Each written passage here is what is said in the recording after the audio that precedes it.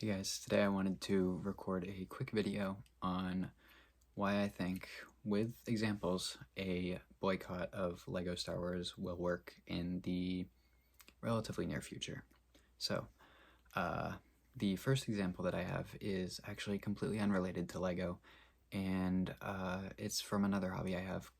It's Magic the Gathering. I don't know how many of you are familiar with that. I know it's pretty common, pretty well known out there, but it's like Pokemon. It's a trading card game, and a few years back, they moved away from their standard pricing structure of $4 for booster packs.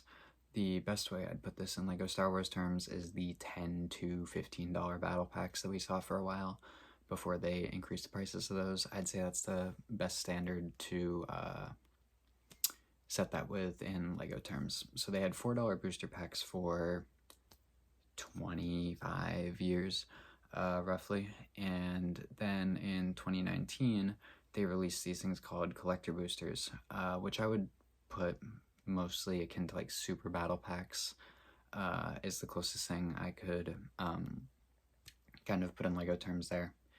And then in 2023, they released their 30th anniversary product, and that was 2 booster packs for, I want you to guess the price, because I told you before the base booster pack for years was $4, then they released the special collector one, similar like a super battle pack or something like that, for $25. They released a rerun of the first ever set in 2023 as their 30th anniversary product for $1,000 for 2 packs of cards, 30 cards for $1,000. And this set sold terribly. They pulled the product early. It was a like live drop type thing. Obviously people bought it. I've seen them out in the wild. Like, they exist. It didn't not sell at all, but it sold terribly. And it was pulled early. Not officially, they would never say that, but it's like a open secret that it was pulled early and marked as out of stock early. And sorry, it's just a remote I have in my hand though.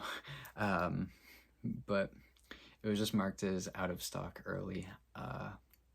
And that is an example of why I think a boycott could work for these sets that they're making extremely overpriced. I don't think, and I really hope, they will never do something to that extent. I don't think they could get away with it, just because there's no way they would ever do something to that extent. Like, it would be the equivalent of them doing the Clone Walker battle pack for $1,000 today, just one-to-one re-releasing it for $1,000.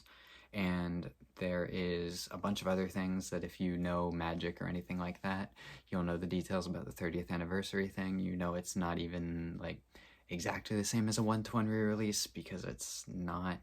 The cards aren't really playable. You can't actually use them.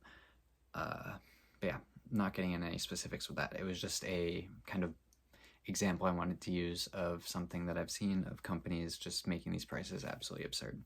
So, how that relates to LEGO. I think they just want to push and push and push and see what they can get away with, which I think they actually are hitting the limit of that. I think a lot of fans are being priced out at this point.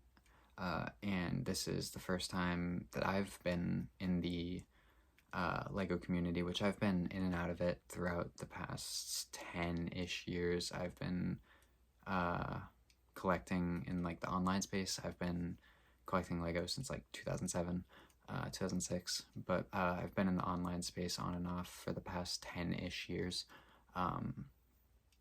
And this is the first time where I've truly seen like a general consensus of organizing a boycott, which I hope it works. I hope it has the results that people want. But there was a video I watched, I don't remember what it was, or I don't remember who it was that made it, but it was basically that LEGO wants this boycott.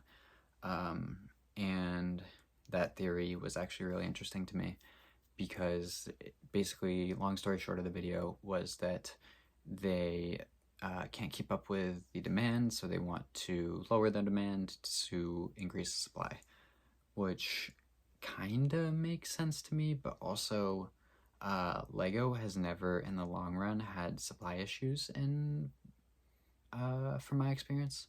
They obviously have had things on release that have completely sold out, like the 501st Battle Pack, and if I remember right, I want to say it's kind of out of frame over there, but the MIDI scale Superstar Destroyer, the X something, I'm blanking on the name of it, it's right there, I could just go look at it, but it's the MIDI scale Superstar Destroyer from a few years ago.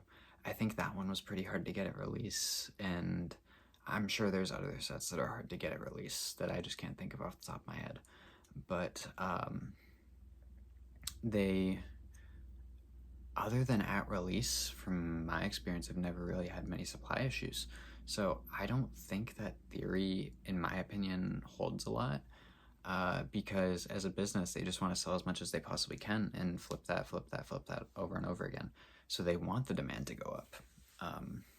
But I'm not a marketing person, I'm not a finance person, I'm just a regular guy, and I don't work for Lego, and I don't know how they work as a company. Maybe they do want it. It would be kind of interesting if that's what they do want, and they're just trying to see what they can get away with, and eventually the bubble will burst, and hopefully we'll be back to at least relatively normal pricing.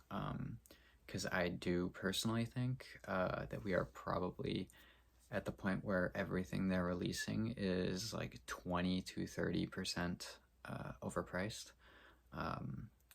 Like most sets now, I think realistically they should be 20 to 30% cheaper. Like for example, and that's just MSRP, not even factoring in sale prices.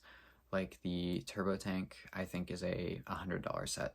That's like 35-ish% less than what it was. The MTT, I think, is like a $120 set. That's like 20-ish%.